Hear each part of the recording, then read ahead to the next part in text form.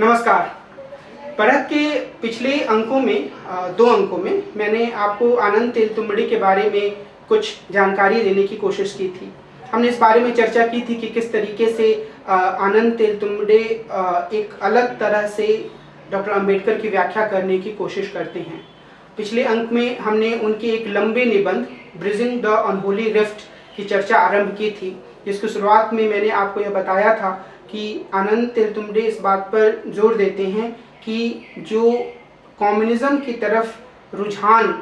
या झुकाव है वह एक ऐसा कारक रहा है जिसने कि दलित आंदोलन के भीतर काफ़ी विभाजन पैदा किया है। चाहे वो दलित पैंथर हो या फिर आरपीआई हो, दोनों के भीतर एक तरह का विभाजन इसी मुद्दे पर हुआ। लेकिन डॉक्टर अंबेडकर के लेखन का, उनके कार्यों का विश्लेषण करते हुए आनंद तेलतुंबड़े इस बात पर जोर देना चाहते हैं कि यह जो एक विभाजन है दलित आंदोलन और कम्युनिस्ट आंदोलन के बीच में, वह काफ़ी हद तक कृत्रिम है, बनावटी है।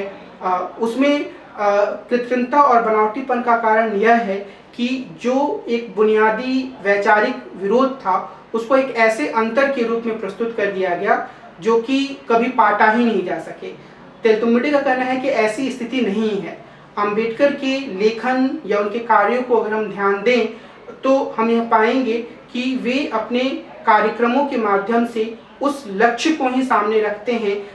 या उस लक्ष्य को ही पाने की कोशिश करते हैं जो कि कार्ल मार्क्स के लेखन में भी मौजूद है। और इस लिहाज से वे इस बात पर जोर देते हैं कि डॉक्टर अंबेडकर ने कई दफ़ा काफ़ी सख्त शब्दों में कम्युनिस्टों की और कम्युनिस्ट नेताओं की आलोचना की, लेकिन अपने कार्यक्रमों के माध्यम से कई बार उन्होंने ये दिखाया कि वे कम्युनिस्टों के लक्ष्य के करीब हैं। बल्कि एक बार उन्होंने यह कहा भी कि भले ही कम्युनिस्ट उन्हें नापसंद करें, लेकिन हकीकत यह है कि मैं खुद को उनके काफ़ी करीब पाता हूँ।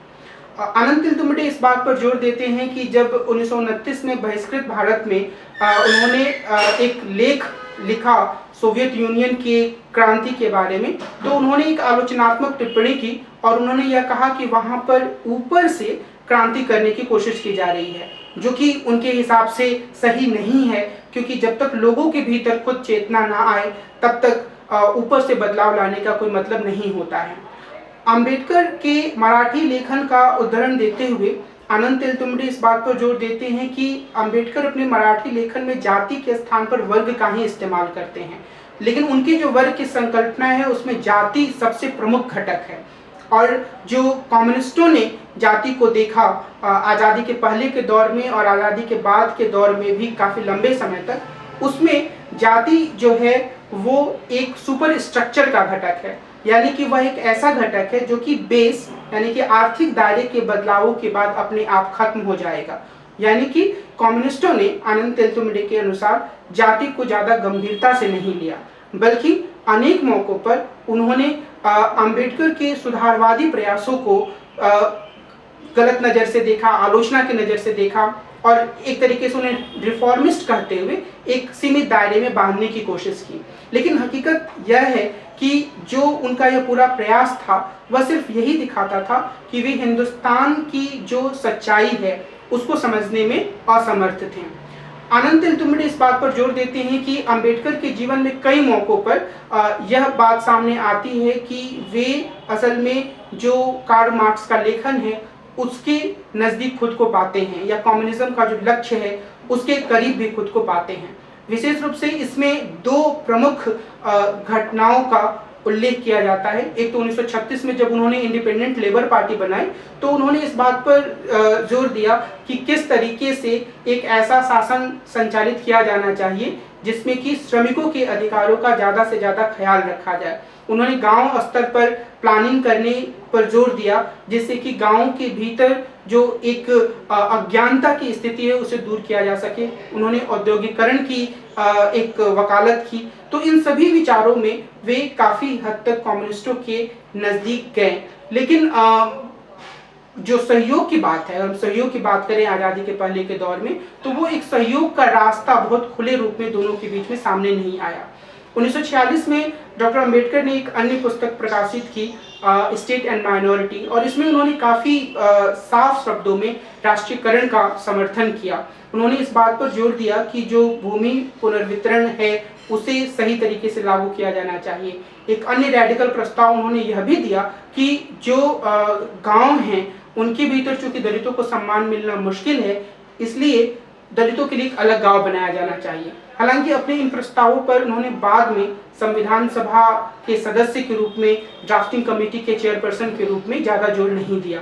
बाद के दौर में उन्होंने मिश्रित अर्थव्यवस्था की भी तरफदारी की। लेकिन आनंद तेलतुंबड़े इस बात पर जोर देते हैं कि डॉक्टर अंबेडकर के लेखन का जो एक बड़ा तत्व है वह यह है कि वे ग्रामीण स्तर पर भी एक आमूल चूल या रेडिकल बदलाव लाना चाहते थे, और वो चाहते थे कि जन गोलबंदी की जो राजनीति है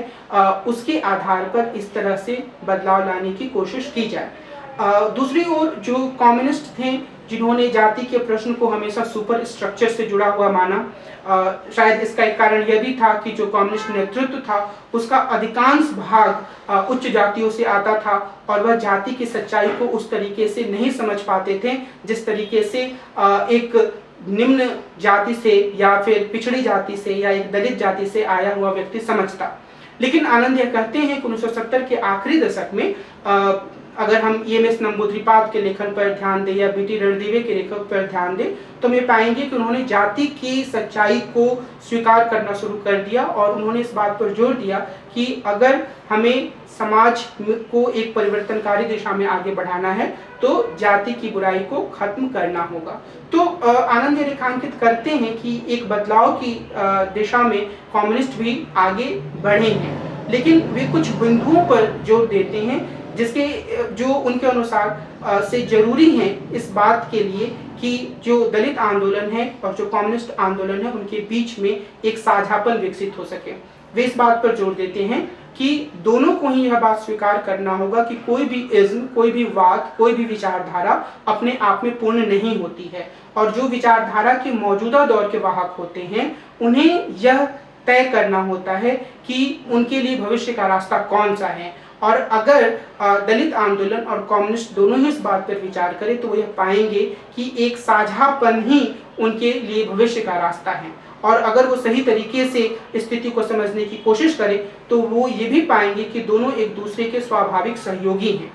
आनंद इस बात पर जोर देते हैं कि ज़्यादा जिम्मेदारी कम्युनिस्टों की है कि वे दलित आंदोलन के सामने या दलितों के सामने यह विचार रखें कि असल में वे जाति के प्रश्न को लेकर ईमानदार हैं और वो ईमानदारी से इस दिशा में काम करने की कोशिश कर रहे हैं। आनंद इस बात पर जोर देते हैं कि जो कम्युनिस्ट हैं उन्हें यह भी समझना होगा कि रिवॉल्यूशन जो है वो अपने आप में एक आखिरी लक्ष्य हो सकता है, लेकिन ऐसा नहीं है कि वो एकमात्र बिंदु है जहाँ तक किसी भी तरह से पहुँचना है, बल्कि वह एक रेखा की तरह है जिस पर चलते हुए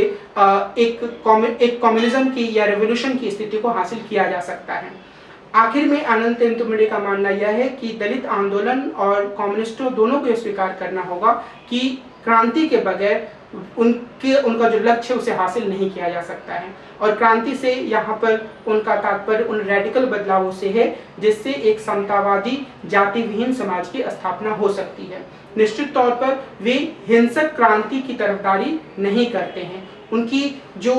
मुख्य मंशा है वह इस बात पर जोर देने की है कि लोकतांत्रिक साधनों का उपयोग करते हुए जनतांत्रिक राजनीति के माध्यम से लोगों के भीतर राजनीतिक चेतना लाकर सामाजिक बदलाव का और आर्थिक परिवर्तन का एक प्रयास किया जाए, उसके लिए लगातार कोशिश की जाए। और अपने लेखन के माध्यम से उन्होंने एक रेडिकल अंबेडकर को सामने लाने की कोशिश की है जो कि संवैधानिक साधनों की बात करते हैं, लेकिन सिर्फ वहीं तक उन्हें सीमित करना आनंद तेलतुंबड़े के अनुसार सही नहीं होगा। जरूरत इस बात की है कि जो समाज में बुनियादी बदलाव हैं उन्हें उन बुनियादी बदलावों की दिशा में आगे बढ़ने के लिए लोगों के भीतर राजनीतिक चेतना का संचार किया जाए, उन्हें गोलबंद किया जाए और जरूरत हो तो उस गोलबंदी के माध्यम से एक जनसंघर्ष का रास्ता भी तैयार किया जाए जिसमें कि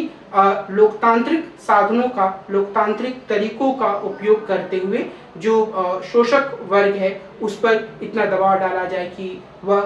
खुद को बदलने के लिए मजबूर हो जाए। तो इस लिहाज से वो एक नए तरह की सोच प्रस्तुत करते हैं जो कि मौजूदा समय में जो दलित चिंतन है उसमें बहुत सारे लोगों को उलझन में डालने वाला लग सकता है, क्योंकि आम तौर पर अस्मिता और प्रतीकों की राजनीति को ही आखिरी सत्य मान लिया गया है। लेकिन आनंद तेलतुंबड़े इनके महत्व को स्वीकार करने के बावजूद सिर्फ यहीं तक खुद को सीमित नहीं रखते हैं और वे एक व्यापक बदलाव की राजनीति पर जोर देते हैं। परख के इस अंक में मैं अपनी बात को यहीं समाप्त करूंगा। अगले अंक में हम मिलेंगे और एक नए राजनीतिक मुद्दे की चर्चा करेंगे। नमस्कार। ये तो हो गया, होपफुली हो गया होगा। एक और चीज़ मैं तुम्हारा 2 मिनट का इंट्रो कर देता हूँ, फिर तुम आ जाओगे मार्केट में, ठीक है? क्या हुआ, रिकॉर्डिंग रुक नहीं रही है? चल करो, चेक करा रहा है।